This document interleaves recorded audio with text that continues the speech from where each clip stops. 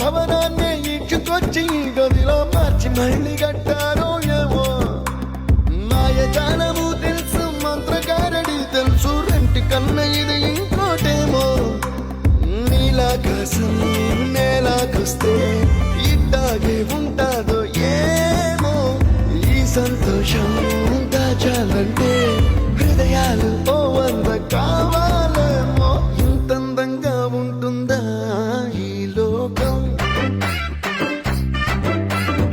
ఇన్నాళ్ళు ఈ మనసుకి తెలియాలేదే పాపం